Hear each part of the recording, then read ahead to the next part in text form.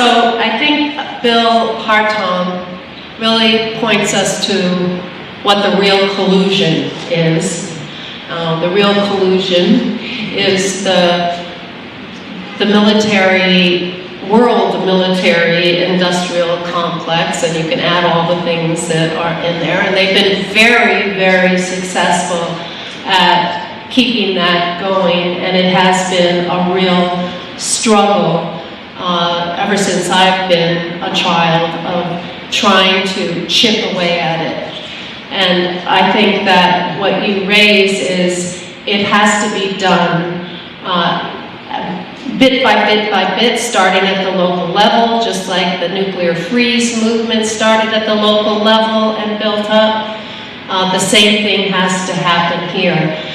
I just came back from a trip around New York State from New York City up through the Hudson River Valley, up to Albany, over across the Thruway, Syracuse, and over to Buffalo, and down through the south and center, Geneseo, which is near Rochester, Ithaca, Binghamton, and then back to New York. And there are all these people in these towns all over New York State, and I'm sure all over the United States, who are just like us, who are in smaller groups because they're smaller towns, and they are latching on to some kind of campaign that will trigger their imagination. And it may not be a Move the Money campaign, it might be Back from the Brink, the Back from the Brink campaign, or some other campaign, but they're looking for something that they can do locally, that they can affect their local municipality and get the message out. I think people are thinking along those lines. Maybe this is just one part of the puzzle, and when I look at all the different things that are out there, you know, we've worked on cost of war. There's been campaigns about the cost of war since 2002. We've had Move the Money types of campaigns trying to address how we can get the money out of the Pentagon budget. We've got the Divest from the War Machine. We've got the Back from the Brink campaign. We have Don't Bank on the Bomb campaign. There's others. Maybe some of you know of some other campaigns that are out there, which are all trying to draw attention to this huge problem, the real collusion that we're trying to address. So in New York City, we have a coalition that it's starting, I hope, to capture the imagination. Because it's local, because it has to do with legislation, because we can talk to our city council members, because we have a platform here in the city to raise this issue in the media. So our New York City Move the Money coalition is putting forward a city council resolution, which is very easy to remember. It's 747 after the jet. Just remember 747. It was talked about for a year, and they finally found a city council member who would introduce it, Idanis Rodriguez from Northern Manhattan. He's introduced this resolution. I don't know if we have a copy out there, but it has about 16 whereases in it. And the whereases are very particular to New York City. And I think that's what's the key to this, is bringing this issue back to our locality. What this real collusion on the military spending means to us. So it goes through the budget. It goes through basically what we heard from Bill Hartung about how big it is, how it's growing. And then it talks about exactly what it's doing to New York City. People may not realize that we rely on federal grants in New York City for a number of things. That 85% of the HPT budget comes from federal funds. That we have money that is used for the home energy assistance program that helps 770,000 New Yorkers. That we get money in community services block grants that help, this is important for rental assistance, for summer youth programs, for adult literacy, and then there's the social services block grant, which helps meals to seniors, helps victims of domestic violence find shelter, and on and on and on. So with this kind of specific language, we can talk to our city council members and explain to them that when the federal military budget grows, that means that the social services are going to be cut. Unless they grow the whole thing together, and then our tax bills keep going up and up. So that is a conversation we can have with our city council members. They know about these numbers. They are dealing with these numbers every year when they address the city budget. So I think that it's a real great tool. A real great tool to start the conversation and get people thinking about the money that we rely on from the federal budget, but also the fact that there's so much money being spent on the federal budget in the military side, that if it was less, that money itself, just cutting it by 10%, would free up a huge amount of money. Like 10% of 700 billion would be $70 billion. Where could that money go? And what could it be used on? In this resolution, it said that a 10% cut in just the Department of Defense budget would bring health care for 850,000 children and for 200,000 vets. That it would bring in 46,000 infrastructure jobs and 25,000 elementary school teachers. Now that's not or, that's and. All those things together would happen.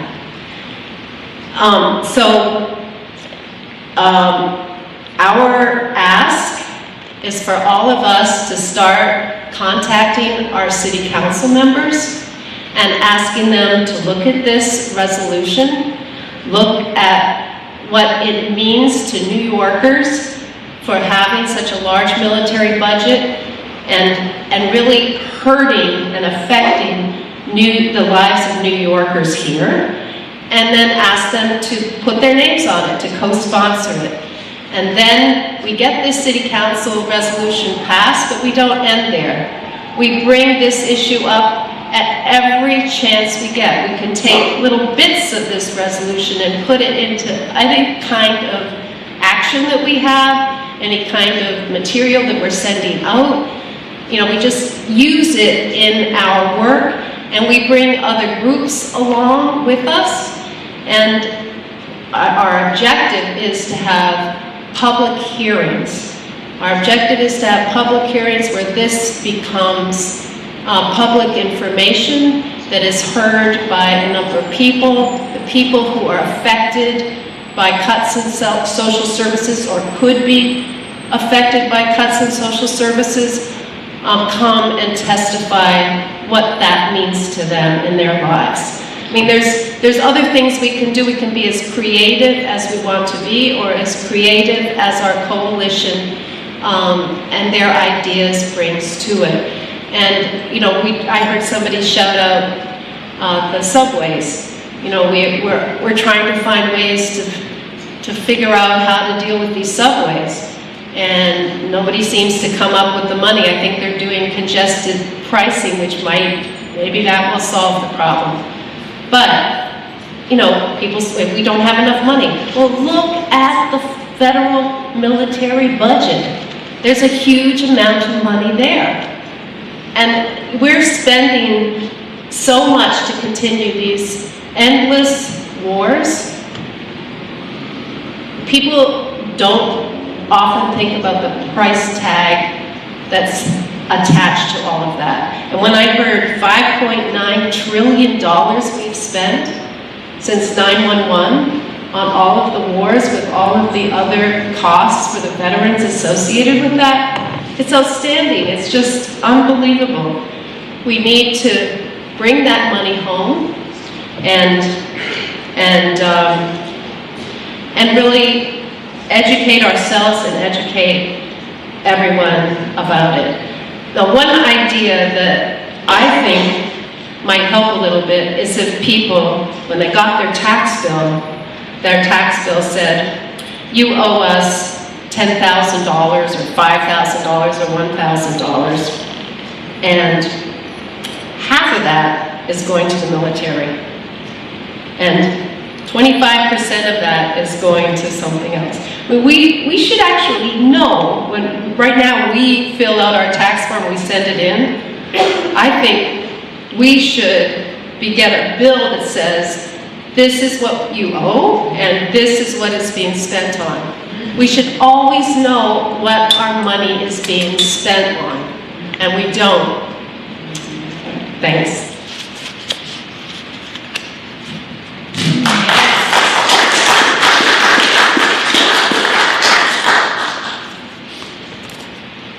My name is Jan Weinberg. I'm the founder of Show Up America, an organization that teaches individuals and organizations how to interact with their municipal governments, county governments, state governments, the Senate and House of Representatives, and the presidencies. A year ago, I joined up with Code Pink's Divest from the War Machine Coalition, and I have been full-time peace activist ever since.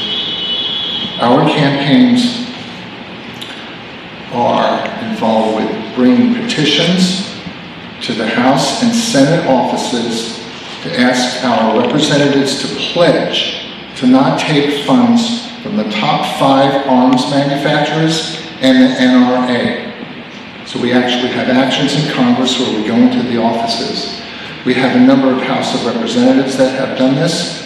So far, there is no senators who are running for president that have accepted this pledge. But a number of House of Representatives who are running for president have accepted the pledge. And we're still at it with Divest from the War Machine. It is very exciting to be working with Code Pink. If you've ever seen the video clips of the actions, it's quite exciting. And I'm no longer jealous of not being involved in that way, in getting in front of the powers to be and getting thrown out of their meetings. It is quite exciting. It's great to organize, it's great to have education forums, but it is absolutely incredible to be on the street. In Princeton, I'm heading up the Divest from the War Machine campaign to put into Princeton University's $25 billion endowment for them to study it and then to sell any investments that have any arms manufacturers' investments in there or anything related to violence.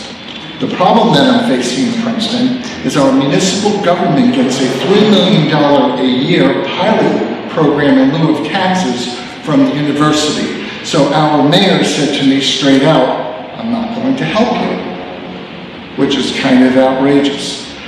The new trustee director for Princeton University happens to be Joshua Bolton, not to be confused with the other Bolton.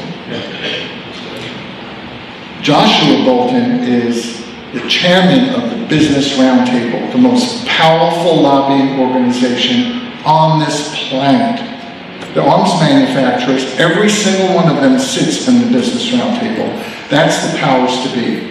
When we set up our students, faculty, and staff to work with us, and we have our press conference in Princeton, which is what we're planning to do, basically my life will be over with, or my career will be over with, but I'll be a constant target. Because everyone in Princeton's taxes is going to go up, because the university is going to stop giving them money, because we're going to hit them. In Philadelphia, we have a Divest campaign that's going to the college campuses, and in Philadelphia, I'm also working with the Philadelphia group, and I'm working here with the New York City group.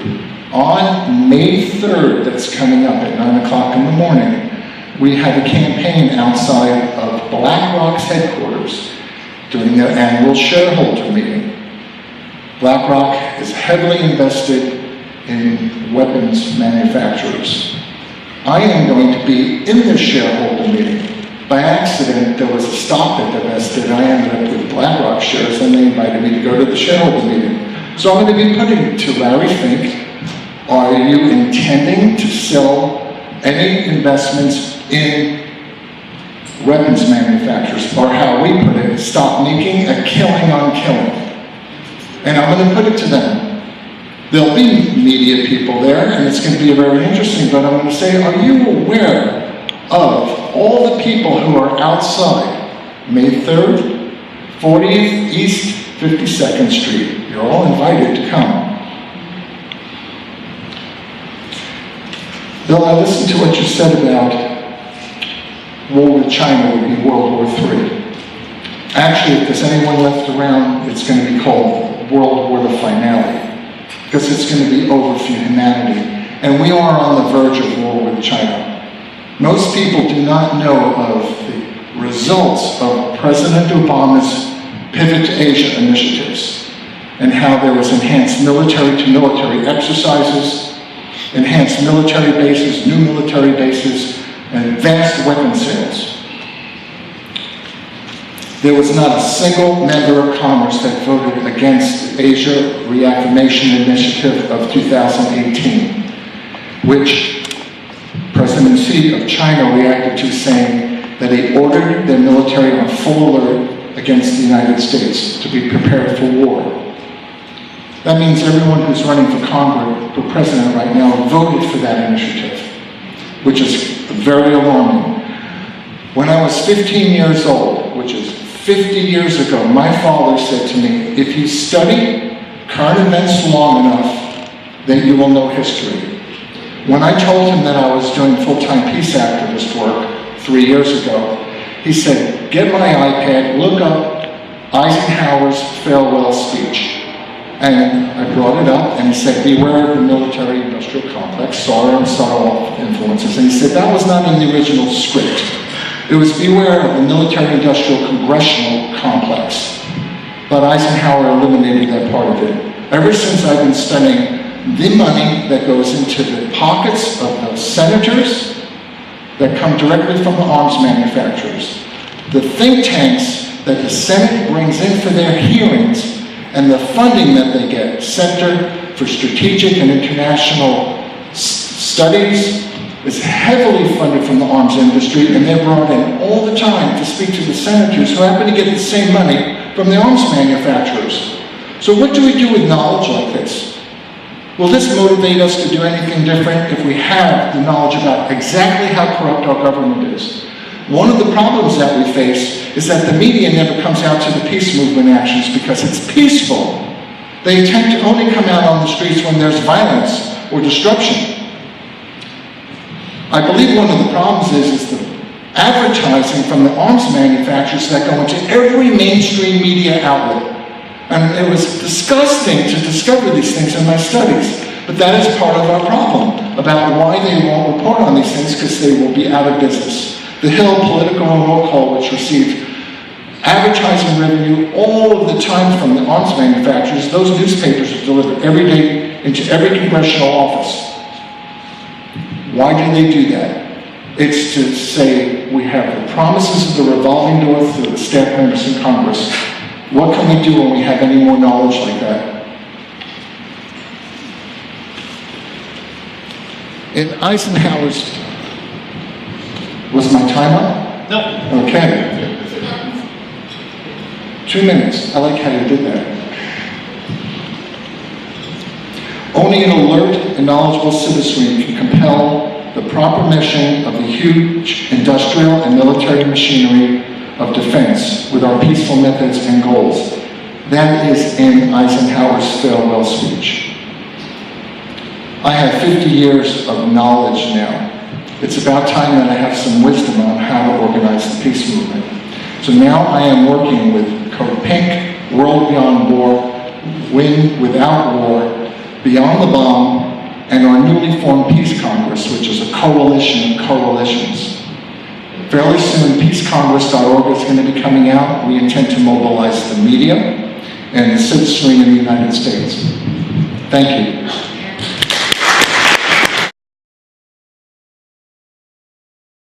Out for all the things he's done. He may be an incompetent boob. He might be a fool, but the fact that he keeps coming back and trying over and over again tells all of us that he is very much a dangerous man.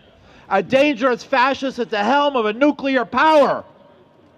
A dangerous man, a fascist who holds his finger on the nuclear button.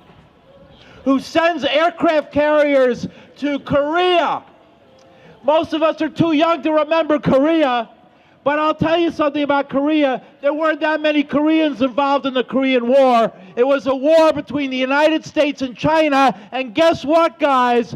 They don't tell you this in high school. The United States lost the war. They were beaten, humiliated by China, by a third world country, and they wanted to do is they silenced everybody to talk about it. All right? They want to go to war against North Korea as a buffer nation between the United States and China. Going to war and invading another country, an invasion of North Korea by an imperialist, capitalist America would be very much an attack, an invasion of China, as much as they crossed the border of China themselves. That is a fact. And the United States is toying with the possibility of going toe-to-toe with a nuclear power. A power that has nuclear missiles, not just testing them, but can deliver them. That is what the U.S. is playing games with. That is what our dear president, the so-called incompetent boob, who heads a nuclear power, the greatest power in the world, and can give an order and send hundreds of thousands of troops and untold amounts of firepower anywhere he wants in a second, in a heartbeat. And then what does he do here at home? Totally unleashes the police to attack anybody, to the point where deaths at the hand of police are higher than they've ever been in years. This last quarter, this last 100 days has seen a huge spike in police killings of citizens. All right, that is what's happened under Trump. Okay, what has happened under Trump? He is hiring thousands of border guards. Do you think he's hiring Boy Scouts and border guards? When he opened up the border guard, join the whatever the agency that guards the border is, when he opens it up to hiring thousands of people rush in, who the hell do you think are taking those jobs? I don't see, is anybody here rushing to be a border guard? Raise your hand. Anybody? You know who's going? All the fascists, all the rednecks, all the right-wing pieces of shit who can't wait to have a badge on their chest so they can go and humiliate and beat down and kill Mexican people. You know that, and I know that. It's been that way since we illegally, by invasion, took Mexico from the Mexicans and turned it into our western United States. What right did we have to do that?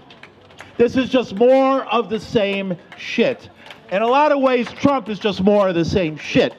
But the difference between Trump and the rest of the shit is that Trump is going after the judiciary. And I'll tell you right now, and this is what I'm going to end up with, this is the threat that really is at the heart of the whole thing. He is the first president who has ever had such demeaning things to say about the judiciary, and since Andrew Jackson, and Andrew Jackson went over the heads of the Supreme Court in order to force hundreds, thousands and thousands of Cherokee people on a death march to Oklahoma 150, 180 years ago. Trump is the first one since then to do the same thing.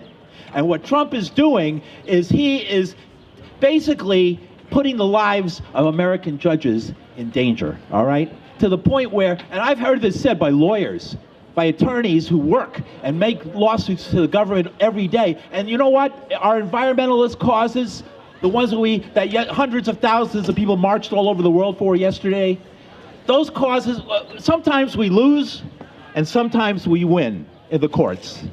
Sometimes we lose and sometimes we win. And guess what? When we lose in the past anyway, we walked away and said, wow, that's another species that's going to be killed, another stand of trees that's going to be cut down. But we accept that because we go along with the democratic system and the judiciary, right? What is Trump saying? He's not going to go along with it. If the judge says something he doesn't like, what's he going to do?